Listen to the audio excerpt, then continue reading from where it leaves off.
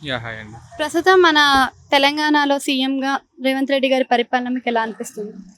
ప్రెజెంట్‌గా CM Revanth Reddy పరిపాలన ఓకేనే ఉంది.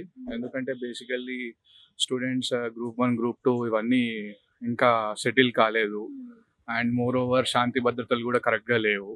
So, even పాత బస్తీలో 11:00 కర్ఫ్యూ ఇట్లాంటివన్నీ కొంచెం రీసెంట్‌గా చూస్తే లాస్ట్ ఇయర్ లైక్ టీఆర్ఎస్ పరిపాలనలో శాంతి భద్రతలకు కరెక్ట్‌గా ఉంది. బట్ ఈయన పరిపాలనలో ఇవన్నీ మిస్ అవుతున్నాయి బాగా.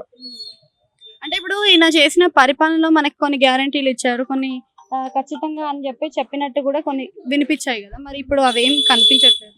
యాహ్! ఇప్పుడైతే పరిపాలనలో లైక్ ఇవి దీని పేరేంటంటే లైక్ ఆహ్, ఆహ్, ఇదేంటంటే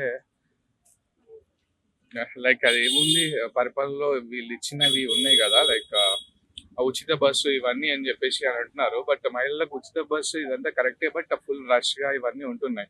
సో, వాళ్ళకు మినిమల్ ఫేర్‌గా ఇచ్చేసి కొంచెం 70% అట్లా డిస్కౌంట్ లాగా పెట్టేసి పెడితే క్లియర్‌గా ఉంటది. బట్ దానివల్ల గూడా ఇష్యూసే ఉన్నాయి.